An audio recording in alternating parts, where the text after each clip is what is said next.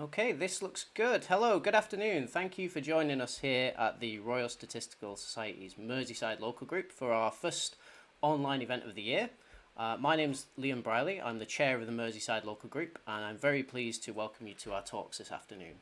Now, as ever, if anything doesn't quite look or sound right, please do tell us in the chat, and that will be either at the side or underneath this window, depending on how you're watching. This afternoon we are talking about a really topical area that I think is only going to get bigger from here, and that is how we approach ethical use of AI and machine learning to avoid exacerbating inequalities or biases. And we got two fantastic speakers lined up. Firstly, Professor Allison Gardner on ethical funding for trustworthy AI, and secondly, Dr. Mavis Machirori on biases and AI and machine learning applied to health sciences. Now, after each talk, we'll have some time for Q&A, and we will welcome any questions for our speakers. But we would ask that rather than type it out in the YouTube chat, you send it to us through the Slido platform with this URL that's also at the bottom.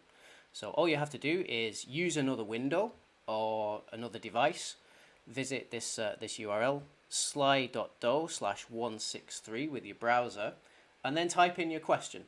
And you can also type your name or stay anonymous, and there you'll be able to see other people's questions. And if you'd like us to ask those questions, you can vote them up with this little thumbs up icon, so we can make sure the most popular questions get asked.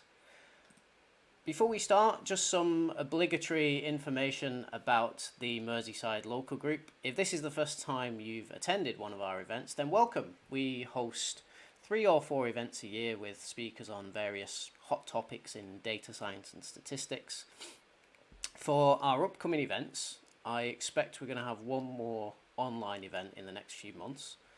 And then later in the year, we're going to hold our rescheduled in-person events in Liverpool on Bayesian real-time modelling and cybersecurity. Dates are yet to be confirmed for those.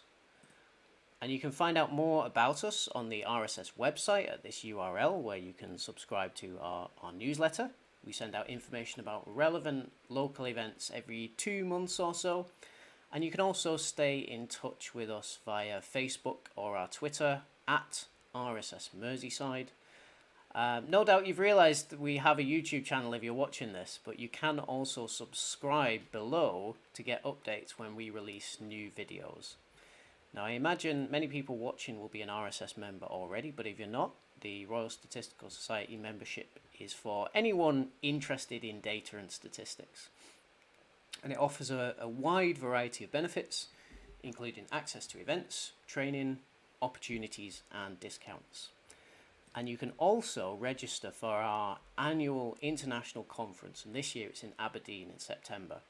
So there's more details on the RSS website, including info on talk submission, which I think has a deadline of early April. And I think that's quite enough from me. So we'll switch slides over to our first speaker and rejoin you in just a few seconds.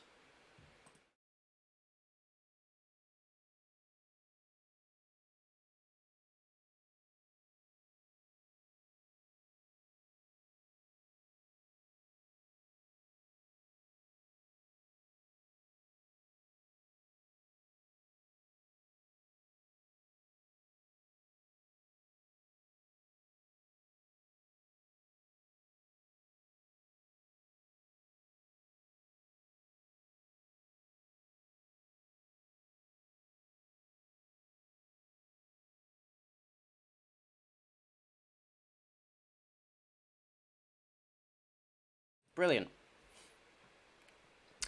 Okay, our first speaker is Professor Allison Gardner, who is a senior research fellow at Keele University and also works for the AI Multi-Agency Advisory Service with NICE. She's an expert in AI and data ethics with interests in health technology, algorithmic bias, HCI, and diversity and inclusion. And she co-founded Women Lead in AI and is CEO of AI Aware Limited. She's a renowned speaker on AI ethics and has given several media appearances as well as a TEDx talk. So we are very pleased to welcome her this afternoon. And I will pass over to you now, Alison. Hi, everybody. first check, I'm not a professor yet, but thank you for promoting me. I appreciate that. So I am still a doctor. Thank you very much. So I'm speaking to you today really with my sort of senior research fellow hat on at Keele University. So anything that I say is sort of representing my work at NICE, just sort of clarify that. Before I left Keele, I worked with, on the ethical funding for Trustworthy AI project with the Health Foundation and Marie Oldfield, who is maybe well known to some of you. And it addressed a gap I saw in the ethical AI conversation, as it were, as to why are we seeing algorithms that go on to produce harm or inaccuracies are getting funded in the first place. So to start really to put this in context, when we talk about funding about money, it is a hot topic, AI, and funding is being driven to this issue by many routes. And just the UKRI alone are looking at spending about 135 million on people and skills, 530 million in research and innovation, and 410 million looking at the key strategic investments using or supporting the development of AI. And that's just the UK. So we're talking billions and billions of pounds, worldwide here, funding into these things, and very much bought into a bit of the AI hype, a little bit of AI solutionism. And I have actually seen quoted in on paper that somebody was so excited about reinforcement learning that this can be a tool to solve many problems, and basically they were looking around to find problems for which they could use reinforcement learning to solve, and that is the wrong approach. One of the first questions you ever ask when you have a problem that you wish to solve is AI the right solution for it, and not to rush to that aspect. So I mentioned about harms, and if some of you will remember, in 2020, I watched the TV with sort of mouth open, as it were, where the best chant for a demonstration I ever heard and never imagined, and I'm not going to speak it out loud because this will be forever on YouTube somewhere, but literally this is what was shouted on the streets of London in response to the Ofqual algorithm being biased and unfair to comprehensive school children compared to private school children. So, and that was the first time it really hit the mainstream. And in fairness to Ofqual, I will state that the reason why they could actually demonstrate, and they knew they were subject to an algorithm, was Ofqual did one of the key tenets of AI ethics, which they were transparent about their use of the algorithm and gave some information about how it was designed. So people were able to explore the decision making in that algorithm and then to exercise their right to challenge. So I don't really want to demonize them in that respect, because there are many cases where there is algorithmic decision making taking place that people are completely unaware of, that can have severe impacts on people's lives. So one example are the many benefit, welfare and child neglect and abuse tools that are used to, for example, classify whether an incoming call on a child abuse claim should be followed up with an investigation. So they're sort of risk assessment algorithms, if you like.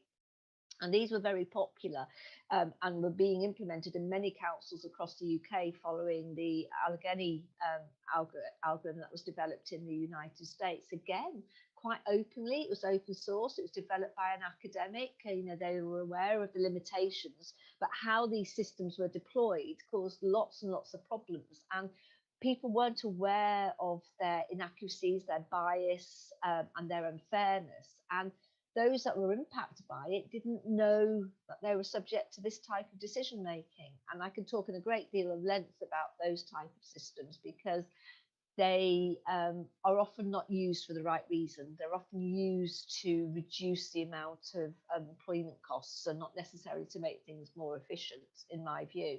And interestingly, around about the same time in 2020, many councils started withdrawing these algorithms that they were using because of the fear and or the finding that they were indeed biased, and likewise with welfare benefit system, and there's some legal cases now addressing those issues going on. So when I say about bias, and some of you may be it's not the statistics bias as such that I'm referring to. So I don't want to sort of get tied up in sort of, what do you mean by bias? This is about the cognitive biases, if you like, that can be fed in to an AI model, either from the very start of the whole life cycle, which is, what is the problem we're trying to solve and how do we frame that question?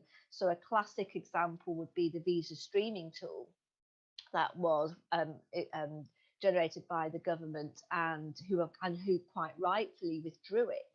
And they did so because of claims that it was biased and the rules that were put into it.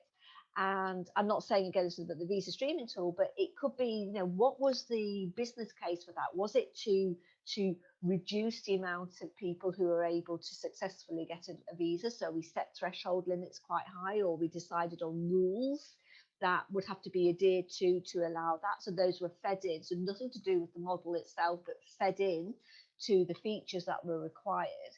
And the aspect that it takes. Another one, another not algorithmic decision framing the question would be, how do we improve boys' achievement in schools, in their exams, which is fantastic. But if you implement a solution based upon that one focus, you could have the unintended consequence of actually making it more difficult for girls to succeed, and you end up doing the seesaw effect. So how you frame the question, how can we ensure all pupils achieve their maximum potential within schools, regardless of gender?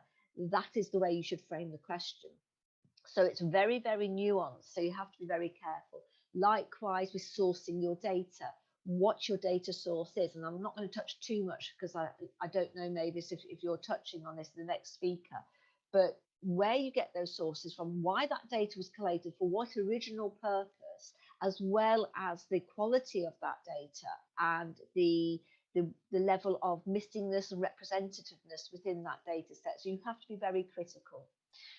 How you pre-process it, how you normalize that data, how you input in where you've got missing values, what missing values do you add in, how do you decide to fill that in, what synthetic data you have. Again, human decision making. You may go through a feature selection process, and I've done this myself. I developed algorithms for, when I was researching. And it's quite surprising the number of approaches you can take with feature selection. And there is, you can have an algorithm do it for you, a model to do it for you, but there's always this level of human oversight, which is an important term. And you're tweaking it and you're tweaking it and you're seeing, which one gets you the best outcomes. But I'm deciding what my best outcomes are, and you run through it and you run through it. So this feature selection is really important. And what features do I not even have that may be really relevant to a particular subgroup? And so those actual decisions making recommendations based for that subgroup may already be skewed. How we determine the weightings can vary. And this is where we start going into the model itself. Which model do we choose? Do we choose to use an explainable model or tools that will allow us to understand our model's decision making and how they will work? Or don't we? Again, decision making involved. When you have your outputs and you are trading off your false positives, your false negatives versus your true positives and your true negatives, you're making value judgments on which is more serious. Do I really want to risk false positives over false negatives? Which is the worst outcome? Again, if it was a sentencing tool that was being developed, I'm sure you've all maybe heard of Compass. If not, it's the classic one everybody talks about when they ever talk about AI ethics. And they would look at, well, is it better to put in prison an innocent person and let a guilty person out?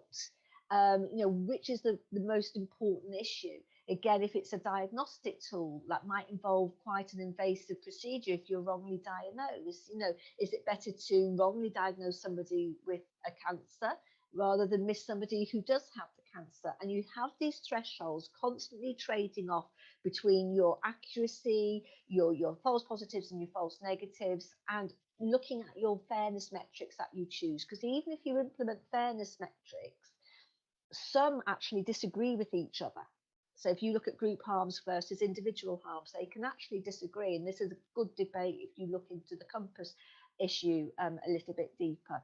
So how you choose your metrics can implement, can skew how you sell your product, how you design your interface, and that psychology of what information you put on that information and how the user engages with it, again, can have biases and put, encourage automation bias, complacency bias in there. How you deploy it in the real world and evaluate how it works locally, because if you have used data, for example, from one locality and you are deploying in a completely different one with a completely different demographic, are the stated accuracy levels and as good as they were before, or are you seeing some bias and unfair outcomes in that basis? So have you done a good evaluation locally?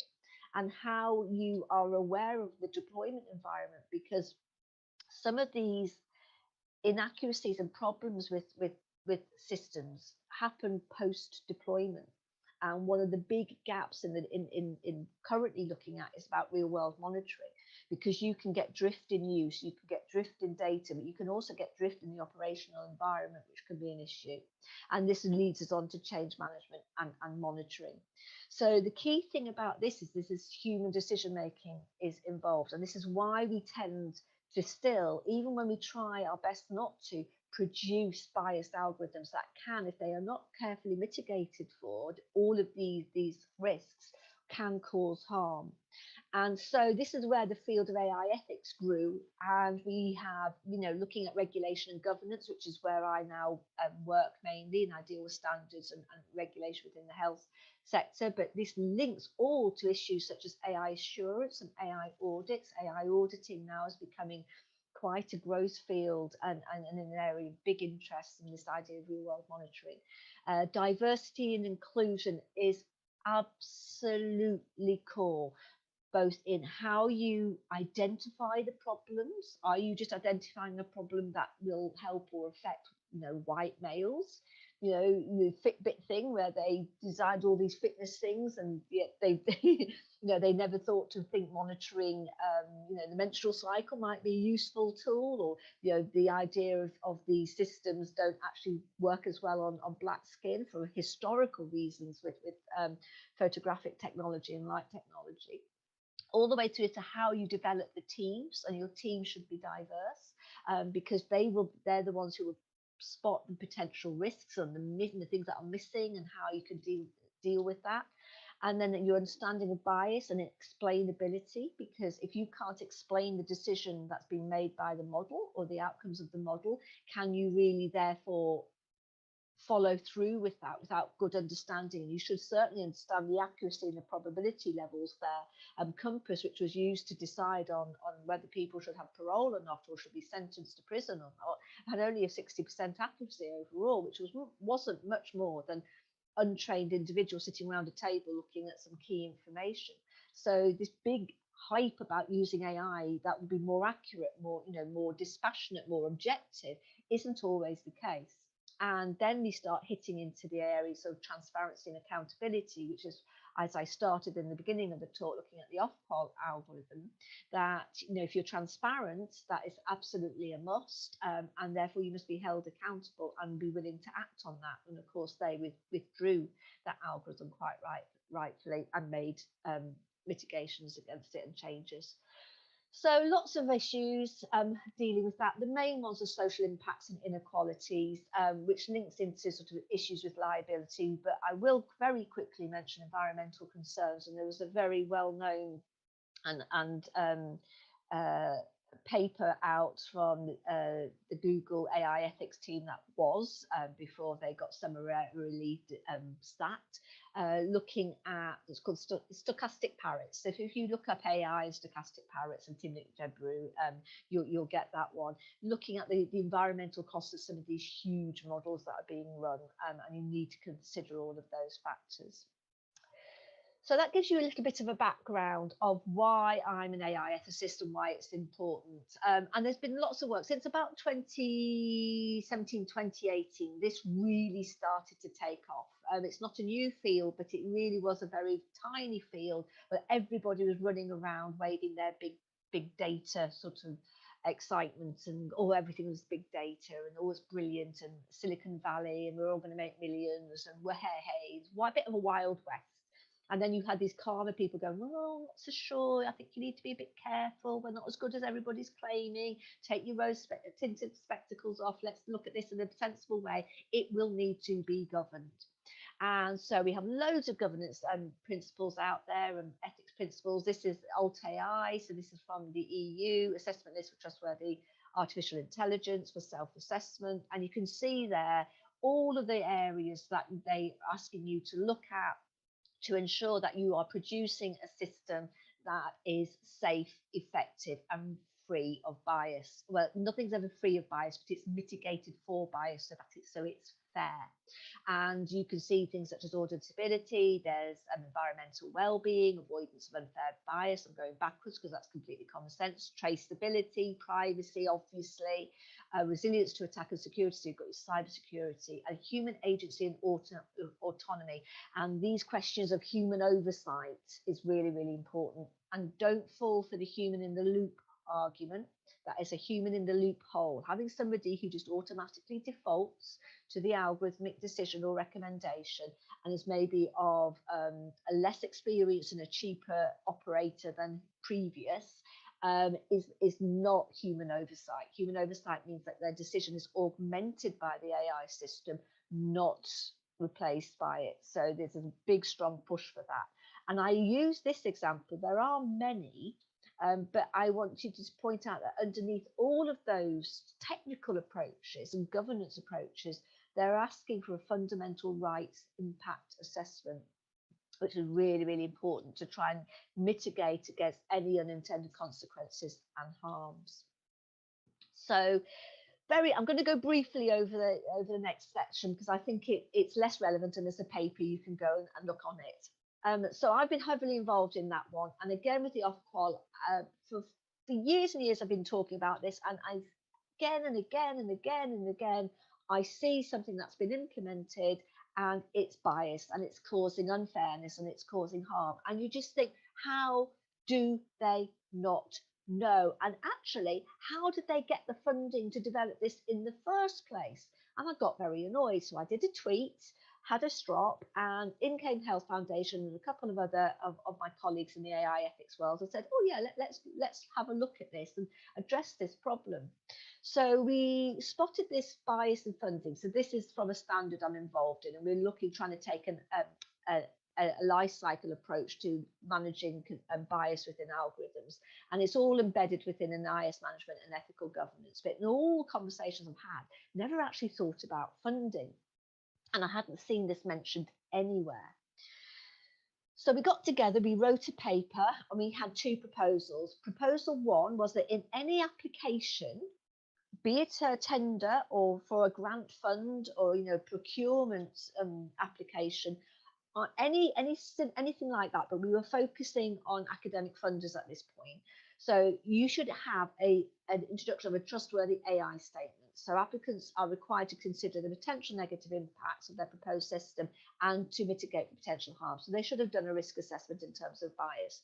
And we did it just as a simple statement rather than a big algorithmic impact assessment, because we wanted it to be, simple and achievable to do. Because if any of you have ever filled out a grant application, you know that it saps the life out of you for the tiny chance that you might get funded.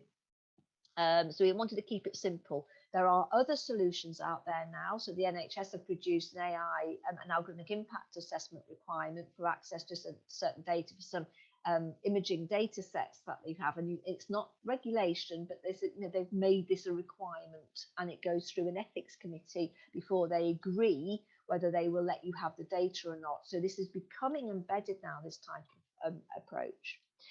So within that criteria, so there'll be obviously supporting criteria that you would do, and I'm keeping an eye on the time, so please do cough if I'm overrunning. We were looking at, there's many, many criteria, but considerations of algorithmic bias, explanations for the metrics and fairness testing you use, what mitigations you've been put in place, things like whistleblower protections as well. That got commented on quite a lot, and people forget about that. You know, if something's wrong, can you point it out?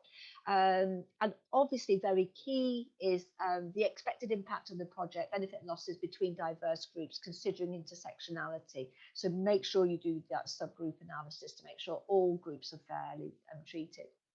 The second proposal was obviously from the management of the grant funding side. How would they actually effectively do this? And there's many ethics AI checklists, but the problem that you have with review panels is that they're often not experts within AI ethics. It's a new field, so they don't know to ask for this. So when I first started to review grants, I would not see anything about explainable models. I wouldn't see anything about bias mitigations, transparency, fairness tests, nothing like that. They would pay nominal attention to diverse teams at all. So it really was an issue. But as I sort of spoke up, I started seeing it come in. So it's supporting the funders so that they have the skills and understanding to be able to make those funding decisions. So again, review panel should be diverse, as we know, and also think about post-funding management of the funded projects, and they should require adherence to the trustworthy statement by grant managers. So again, this idea of auditing, are you doing what you're saying you're going to do? And so there was a whole load of proposed sub-proposals for the use of these trustworthy AI boards, sort of management of it. And this is including trustworthy AI boards or ethics boards or any type of board. So the algorithmic impact assessment that I mentioned to you from the NHS, they have a data access committee, and they look at the proposed projects and why you want the data, and they decide whether it's ethical or not, and whether to approve it, and that they actually have authority, which is really, really important. And so various resources. So I shall leave that, and I'm going to skip over the next few slides if you don't mind. So we did a stakeholder engagement workshop where we asked, what you thought about these proposals, and do you think it needs to be doing? And we had a wide group of people, but including major representatives from the major funding bodies, as well as academics, and then some people in the AI governance world as well, and stakeholders. So quite influential group of people. We passed this through. And these are the various outcomes. Overall, it was fairly positive. The negative for the last one about proposal 2 and the sort of the back end of how you would manage this, they were a bit worried about that, but it was misleading. They were just saying that the practical problems are difficult to overcome. So that was their concerns. So leaving the future work, the impact of when we sort of proposed that came really outside of the working group that we did and the conversations and the networking. We did produce a paper, and either from the paper or from that workshop actually immediately had impact. We saw changes. The AI Awards, NHS AI Award, they were actually helped us chair the workshop, and they sort of took some of the learnings away in developing that award, which is just fantastic. I work on a lot of NIHR review panels, and very often now they ask me to come, and when we're doing the sort of workshops for potential applicants, I go in and I will give them, well, this is what we're looking for from an AI ethics point of view. If I'm on the review panels, this is what I'm going to be looking for. The British Heart Foundation called me in. They'd shortlisted for a big grant award. They're 10 shortlisted things, and asked me to review all 10 to say, what I thought of those. So, commendation to them as well. So it has had quite a lot of impact. The United Nations High Commissioner for Refugees asked me to speak, and so on and so forth. So one little paper, one little tweet as I started off, one little tantrum sort of grew and has had a very sort of soft influence throughout the ecosystem. So if you are ever applying for a grant, or you're going through a procurement process for something, think about these issues, learn about AI ethics, make sure you're addressing some of the key concerns, because it's going to be becoming a little bit more hardwired, I think, within all the various arenas, because liability is a growing concern and people coming to address that. So I think I will leave that there. I'm either too short or too long. I have zero idea. Okay. Okay, let me come back in. Hopefully people can see me now. Yes. Fantastic. Sorry, go ahead, Alice. No, that's the thanks slide. I always forget to thanks. So that's all the partners who got involved. Yeah. Well, thank you for speaking for us this afternoon, and yeah, apologies about promoting you earlier, but I do think you deserve a professorship, to be honest. We've got a couple of questions in the Slido, so I'll just remind people, if they want to ask questions, they can visit this URL at the bottom, slide.do/163. There's a couple there, but I was just going to start with one that I had. So let's say if you've got a project that was funded elsewhere, and you know, you're really passionate, you've done this self-assessment, you want to make sure that your AI is equitable. Is there any kind of sort of independent certification or seal of quality that you could apply for to get that recognised? Oh, you would ask that question. Yes, right. Not yet. Well, it depends. If it can be sector specific. It can come under some other standards, for example. So if you're looking from a health perspective and risk management, if you have ISO 14971, I think it is, risk management in software. You know, these are pre-existing that deal with software. So there are some standards you can adhere to still, and these are often prescribed within legislation. But AI specific ones have yet to actually be fully published and certified. It's been worked on at the moment. So IEEE are definitely looking at that with ECPAS. There's the other notified bodies such as BSI in the UK. They're part of what's called the ART1, ST42, ISO suite of standards that are developing, and there will be sort of certification coming from some of those. So there's not any yet. There's a big push for it, and I think within the next 3 to 4 years, if not slightly before, we will see those. But any of these standards production is slow, regulation is even slower. So, and really it's only just now kicking off, so it could be a couple of years yet. So look at what pre-existing related sector-specific standards you could use. Yep. Okay. That's exciting, actually. And now we very busy field. I can imagine. So we've got a couple of questions in. The top one that I can see is: are AI methods now so advanced that the problem is always the human in the loop? I guess she talks a little bit about this, but or does the tech still have some way to go? The tech has loads of way to go. You know, oh, it's really, really advanced. Well, no, not really. Because I made the argument that to develop a model, it involves human decision making the whole way through. The model is, and you get so much brought off. You know, you get off the shelf stuff. You don't even need to understand AI now to develop a model.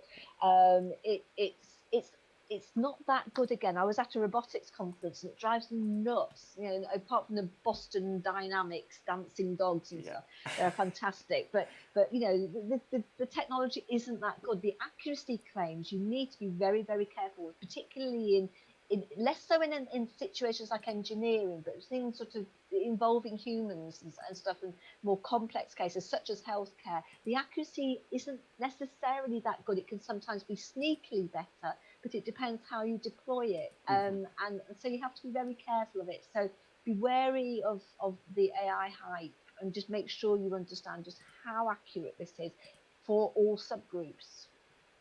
Okay. Now we've got another question here. Do computer science or data science degrees now cover ethics? Oh, I love these questions.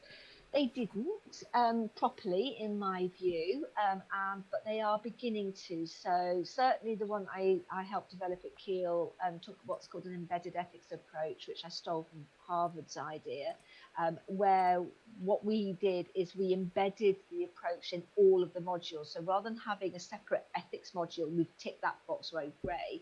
And then most of the people don't opt for it in the third year anyway, because they all want to go and do deep learning, because that's the big thing.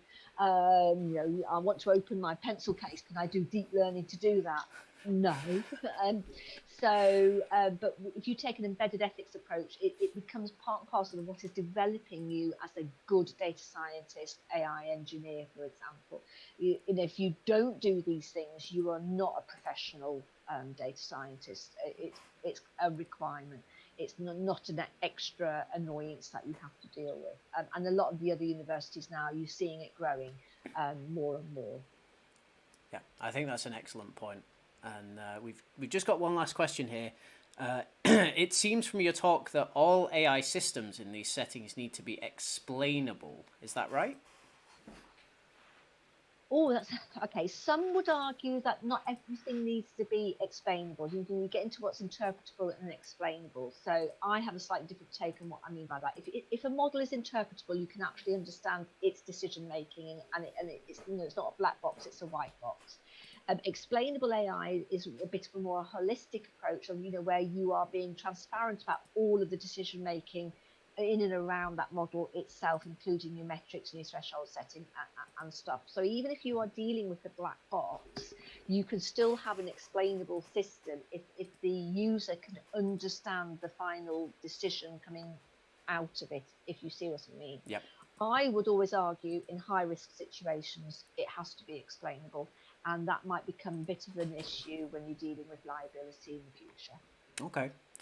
And we've just got one last question come in, and we'll be relatively brief with this before we move on to our next speaker. But Tom has asked, can't wait for. Yeah. Do you have advice for an individual practitioner to gain an understanding of this? Are there any online courses or books that you might recommend? Oh, yes, there's lots of online courses and books. There are some of the master's courses are hugely expensive. So unfortunately, if you're already qualified, they're quite difficult to do. But they're slowly coming up. There's one that I did for sort of for fun, to see what they were doing, which is Emerging Ethical Technologist thing that was run on Coursera.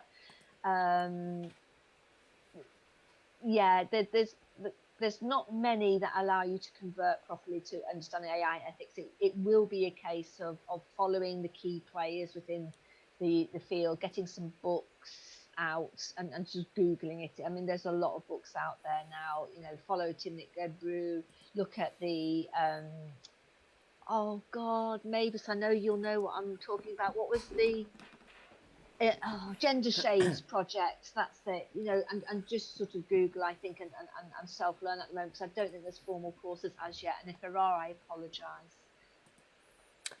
Okay, thank you so much for that, Alison. Let's all thank Alison in the chat once again. We've actually got somebody specific thanking you in our Q&A, and we'll move on to our next speaker in just a second.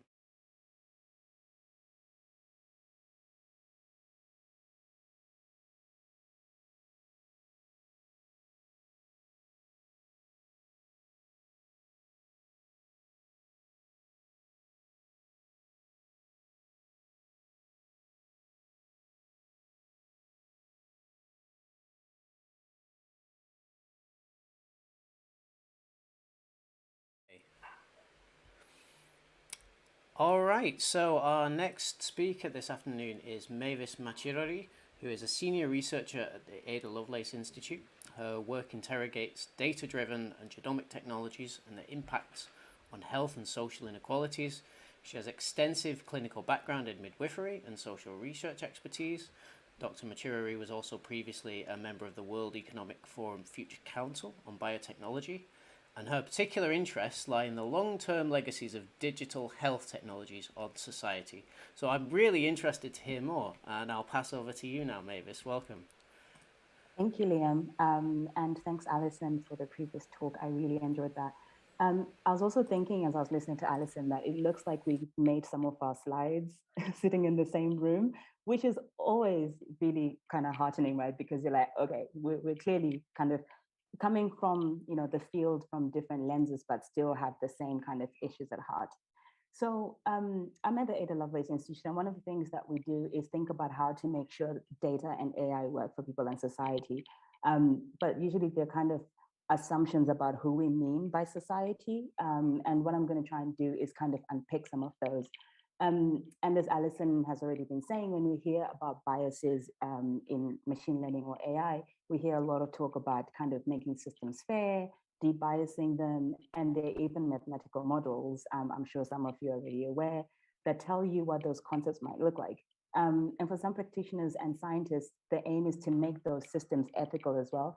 And I know that the focus, you know, of a lot of kind of the audience is on statistics, but I kind of think that statistics without people can easily itself become unethical.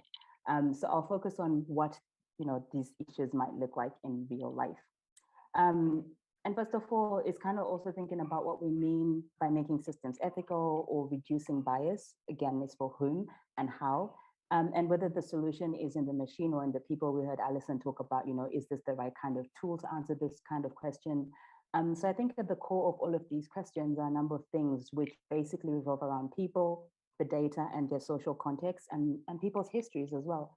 And so in my talk, I'll only give some of the ways in which I think about these things and the insights that I think have emerged over time in how we think about ethics in the use of data and machine learning and AI. I'm currently reading a book called The Uncounted by Alex Cobham. And in this book, we hear that counting people is political. And this is actually something that I want everyone to remember, because to be less biased or fairer, or to be more fair, or whatever other value you might want to, you know, impose on machine learning or AI is actually to make a conscious choice. And I don't think there's any neutrality in any of these systems, be it in the data or the people who create them, and obviously in the systems themselves.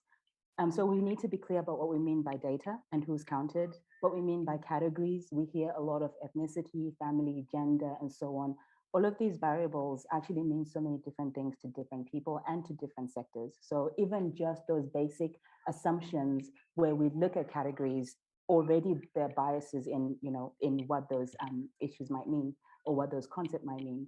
And this is really important in the digitization of society, right? Because as we're currently increasingly seeing, it gets easier to either ignore or bring people into our scientific lens. And here I'm talking specifically for health, but easily you could see it from the other examples that Alison was giving in criminal justice, in social care systems. And any type of data in the end can actually be fair game for health, especially since what AI is trained on easily brings in other kind of non-health and personal data and gets quickly broadened. And as this book shows, this impacts on policy and health decisions and also has economic decisions and impacts. And in health, excuse me, and in health, one thing that is really important is thinking about the data collection. And as a midwife, I can tell you that data collection is a negotiated process, which is also kind of bounded by the systems that we use for inputting that data, right? So, excuse me, not only do I negotiate with the person in front of me, but what I can actually eventually code is already decided by the system that, you know, that hospital, for instance, uses. And over time, you can also see how this changes what data is collected as people move from one system to the other. What was initially seen as really crucial for understanding someone's kind of birth journey, for instance, in one system suddenly doesn't seem as important in another system and is not seen as something that has to be documented. So already this impacts on the ways in which we can start to understand issues such as maternal mortality and childhood mortality and morbidity as well. So what do I mean? We can see this quite clearly in this amazing piece of work, and obviously I'm not biased. It is a piece of work by colleagues at Ada, which came out in 2020, and it's called The Data Will See You Now. And it looks at all the ways in which data becomes health data. And you can see it goes from activities, things that we log ourselves, devices and sensors, and how all of these create inferences about people's health, and then how those then create interventions later on for both individuals, for families, and for society at large. And as you can see already know, this then gets overlaid into the kind of actual health system. And so when combined, those seemingly mindless things that we log about our daily lives become very powerful test beds for machine learning and AI training and deployment. And many times we don't even know that those inferences are being made, or where those data sets might have been combined. We don't even know if those data sets that were used were accurate or not, especially if it's things that were collected about us without our active participation. And so for some, there isn't even a choice in the outcomes then that are, that emerge from those systems. So if a decision made about your health is based on an algorithm, that's one thing. To not then be able to challenge that decision because you don't know that it was based on an algorithm is another. So there's something about, when we think about ethics, where is the role, for instance, of the healthcare practitioner in that? And what is that relationship? And does, the use of AI and machine learning in these contexts change the ways in which healthcare is set up and structured, and the ways in which people can have agency within that? There's also an assumption being made, I think, about who is in the data. Excuse me, recalling what Allison was saying earlier, but also what I was saying about data collection being an active choice for some, and sometimes a passive one as well. We have to think here about who is the system designed for, who is it designed by, because when you look at this paper by Leslie and colleagues that came out in 2021, so last year, you can quickly see that history, social context, all of these things get embedded in the ways in which an AI system is designed. And so to ignore the kind of historical context or the social context in which people are represented in the data is itself not an ethical thing, and it's going to embed them and exacerbate the biases that already exist. And so as you can see, it's a cycle, right? From the data that is collected that is likely to itself be biased because of the decisions that we make as humans about what can be collected, what gets counted, how then it gets analyzed, who has the power to decide what is important to bring into that data set, and what is then termed as just noise, right, to then be flattened out. And then obviously to the outgoing interventions on health, criminal justice, surveillance, and so on. And so if I haven't convinced you yet that these in-baked biases, hopefully the next few slides will show that. So first of all, there's a question that Allison was talking about earlier about kind of Fitbits and these monitoring systems. Somebody once asked, does the heart rate monitor work for Black people or other dark brown skinned people? And this was in relation, I think, if I remember correctly, to Apple's watch. And this actually is a question that is more and more now in the public domain. This also outside of AI is seen in kind of regular healthcare, where in this book called Mind the Gap, some medical students and their supervisors were suddenly like, hold on, we see people from all sorts of, all different walks of lives with different kind of skin tones, different skin conditions, but actually what we're learning in medical school only represents a certain section of society. So people who are light-skinned, so white people, Europeans, and dark-skinned people are not really shown in these books. So if you're a doctor trying to diagnose somebody and you have a book in front of you, but you're leafing through and all you see is white skin and you have somebody with a rash, it looks very different on dark skin. But if you don't have any other way of kind of diagnosing that, the diagnosis you're going to give is based on the information that you have. And so that diagnosis gets encoded in the person's medical records. It becomes data. There's nothing to say actually in that data set that actually this was based on lack of evidence elsewhere. And so what happens then is that that data becomes kind of part of the bigger data set. Researchers then come with interesting questions to ask, and they run machine learning and AI tools on that data set. And already you can see that the downstream impact is that there are going to be inequalities that emerge from that. And so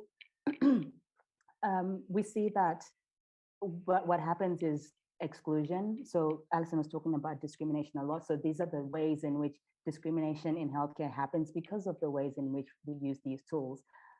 Where data sets, even those that are actually open access, are used in machine learning and AI, they can also themselves lead to extra biases and ethical harms actually on people.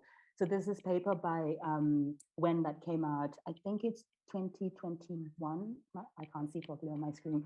And what this paper shows was how some tools that were trained on open access data for skin cancer, if I remember correctly, actually were not representative when we think of kind of not only the global population, but even just populations within the UK, for example.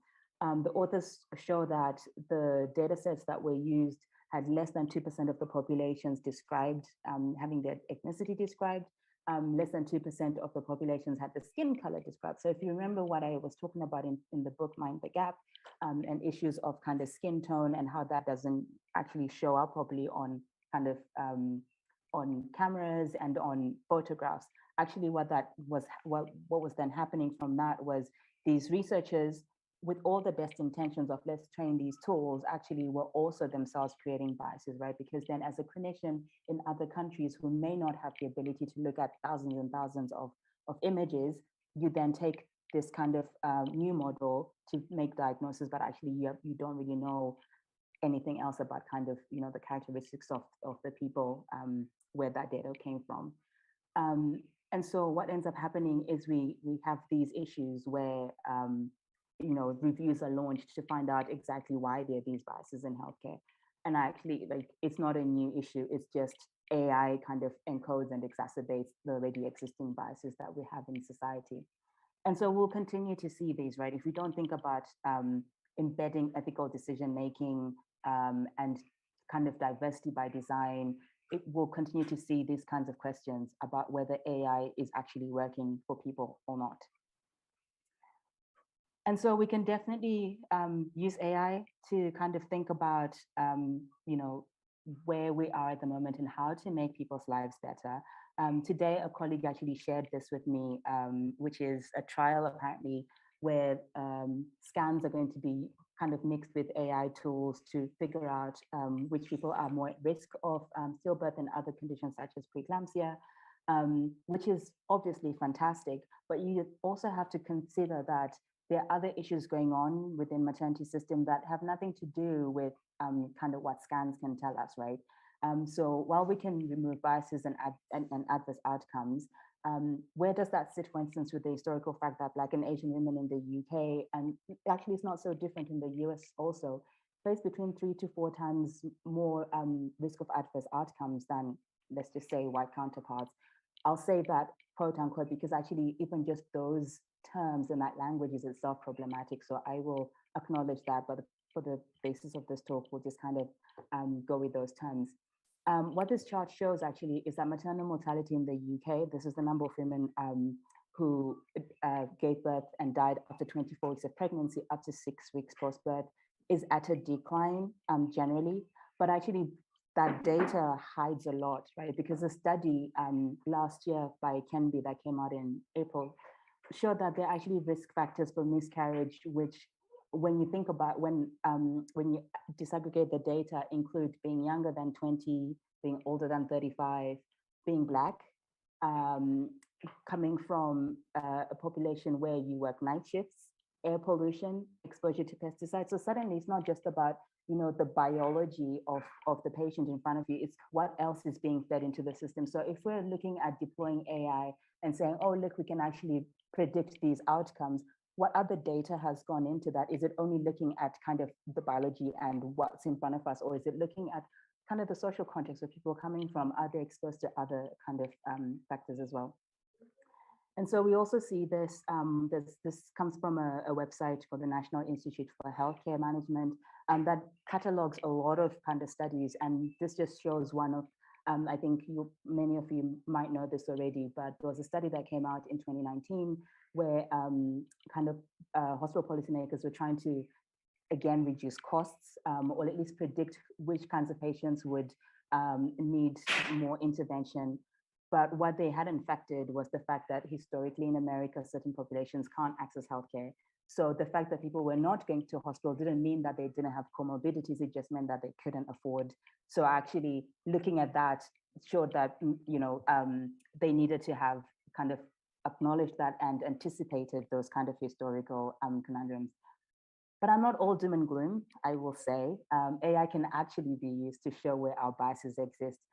For a long time, there have myths that have existed that Black people can bear pain more than other racialized groups.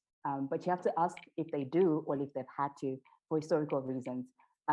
Because for sure, the additional assumption that some Black folk face in times, for example, of sickle cell crises, which is where your cells that carry your oxygen and red cells kind of have a sickle shape, so kind of like a moon shape, crescent shape. And the crisis is when the kind of when the blood doesn't flow. Basically, this is not biology 101, but in kind of the most basic way, it stops your oxygen kind of going around your body, and it's really painful. And for many people, both in the UK and in the States, their pain is ignored. Sometimes as only as an attempt to get drugs. And this again gets embedded right in the ways healthcare professionals look at some of these population groups. And interestingly, an AI tool was used to try and see where those differences were. And but the algorithmic prediction was actually that certain groups should get more painkillers. So it can expose the biases that we actually have. So it's not always, a bad thing. But unfortunately, we need to remember that as humans, we like to make correlations and causations. So when we bring all of these concerns together with the future of healthcare, which tends to be AI driven these days, all the gaps in what we know can kind of get embedded, right? So we need to go kind of beyond those issues of what is the data in front of us telling us, to thinking about how else can we really dissect what is happening. What do we see is happening in our data? What are some of those reasons that that we have those situations? And ultimately, I think we need to remember that what we want to do is to consider how we can kind of work with our data sets to be more representative, to be able to ask the right kinds of questions. So I talked a lot about general health data. And in the previous slide, actually, what I wanted to kind of note was, if we allow science to sort of ignore all of those social contexts, we're going to continue to have these issues that Allison was talking about in kind of the biases and harms in like social care settings. And if you haven't read Automating Inequality, I would highly recommend that. That was the book in the previous slide. But yeah, I talked a lot about kind of general health data, but this is exactly the same issue also that we'll find in genomics. And I'm sure some of the people in the audience might also kind of be working at that intersection. So there's a paper that came out in 2019 by Suruga and colleagues that maps out the participants in genome-wide association studies. And from the chart, you can see that actually most of the participants came from European backgrounds, and most of the studies were also geared for people who were classified as European backgrounds. But when you think of kind of people on the African continent or the African gene, although we had quite an interesting discussion 2 weeks ago with other colleagues about what we mean by that. But when you think about kind of the gene for people who are on the African continent as having the most diversity, if those people are not represented in genomic data sets, then actually what can we say when patients from other backgrounds come for these clinical assessments? And this is what this paper at the bottom here, the role of exome sequencing in newborn screening showed in California, that actually quite a large section of babies in that society, well, in California, we're not getting the right kinds of diagnosis because of this kind of like lack of representation in the data sets and the panel that was used to create these diagnoses. And so obviously we know AI machine learning are increasingly playing a role in kind of genomics. One of the things that we're looking at is a partnership project we're doing with the Nuffield Council on Bioethics, where we'll be looking at kind of what are some of these features that might exist if we have this intersection between the two. But also just to say, Allison was talking earlier about kind of the AI impact assessments. We've also done that. So the project she was talking about with NHSX was something that we also led with Ada, and a report came out within the last month. So again, if you haven't had a look, it's a really good one to think about, to take a look, because it again gets you to think about these issues of what do you mean by harm and harm for whom, right? So really just to wrap this talk up, what does it mean to be ethical? And I think it's to answer all of those questions, like who are you working with, who are your research participants, where does the data come from, your researchers and the questions that they ask, the types of questions that they ask. All of these issues get baked into the ways in which AI is deployed. And I think when we're examining each of these categories, we can then start to really highlight a lot of the assumptions that we have. And then only then can we understand how those assumptions that we may have and have, previously thought were completely benign, actually embedded into the healthcare decisions that we make, and how, those are going to impact people, and sometimes in the worst kind of possible way. So I'm going to stop here and say, pass it back over to you, Liam. That was fantastic. Thank you, Mavis. Some really interesting stuff in there. We've got time for a bit of questions, I think. So again, I can see there's a few already, but I'm going to start with one of mine, if that's all right. So I wanted to ask, you mentioned that this is not a new problem, right? This isn't a very old problem.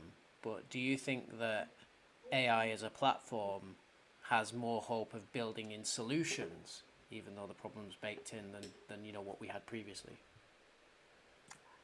You like asking interesting questions. There is no right answers, though, is there? There's no right answer. I think there's a place for AI and a place not for AI. Mm-hmm. So it kind of goes back to what Allison was saying earlier. Like, is this the right tool for this particular question, right? So why do we think in that particular situation deploying an AI system is the key? Like, have we looked at kind of the other social reasons that might be causing kind of these kinds of outcomes? So although it is a historical problem, there are ways in which, deploying AI and machine learning can give us new insights that maybe we hadn't thought of, and actually will help us address some of these issues. But always we have to think, well, what would that world look like if we were not able to deploy AI systems? Because we're not able to do them all the time anyway, or as efficiently as we think that we are, trying to do. So I guess it's always weighing up, like doing that kind of assessment. And it's not just about algorithmic impact assessment. It's also about equality impact assessments, human rights impact assessments. So you take all of those together to get a more holistic picture. And I think that will help you figure out if for that particular problem, the AI is the tool or not. But yeah, you're right. It's kind of, not so black and white, is it? Yeah, that's very fair. Very fair. We've got our top question here is from Jack. So to what extent do you think the problems like the ones you are talking about stem from dubious quantification of things like ethnicity or race? I think to a large extent.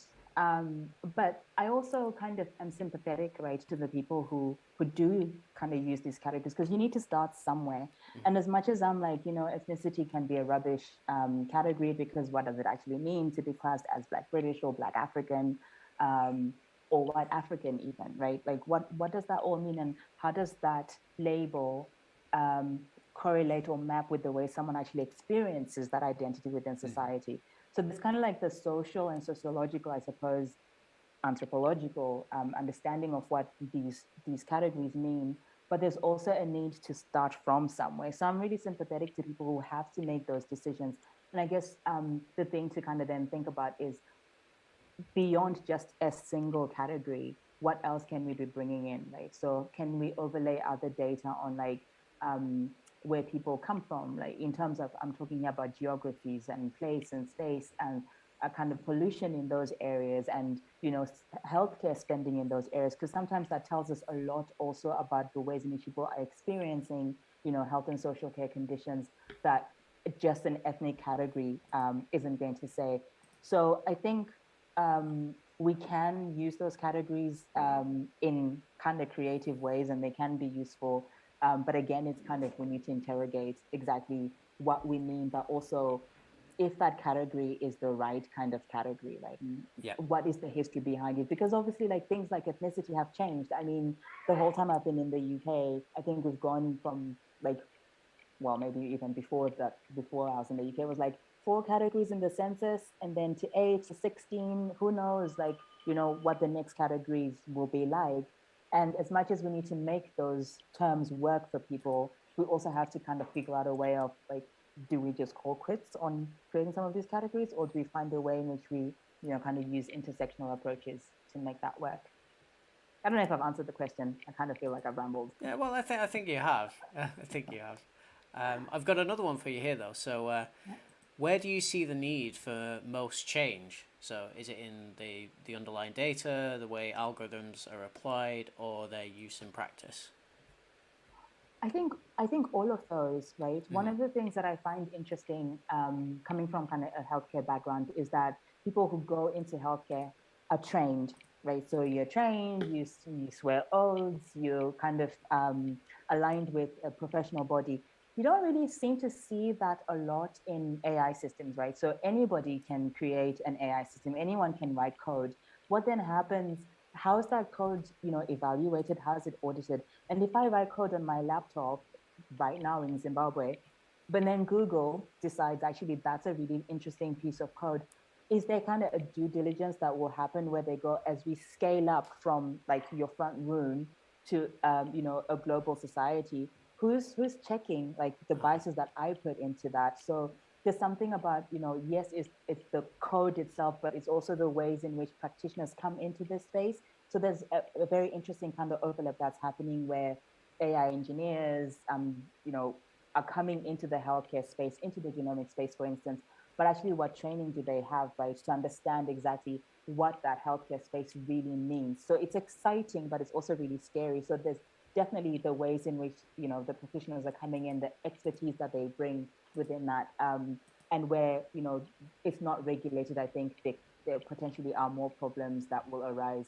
And then also it's the way in which the tools are used. So just kind of deploying a tool on a data set without thinking about where that data comes from, how old the data is, and how representative it is, I think is also going to be problematic. So it's kind of all of those. But I recognize that, like, even in things like the funding and the questions that we're asking, the solutions are also kind of, you tackle each at a time, but altogether it then makes, I guess, AI a little bit less harmful. I'm kind of reluctant to say it makes it more ethical, because that feels like putting a value on a system where actually we need to figure out the people, and the biases that we have in building those tools. Okay, so systematic change for a systematic problem, I guess. Absolutely, yeah. I like that. I'm going to steal that. Yeah.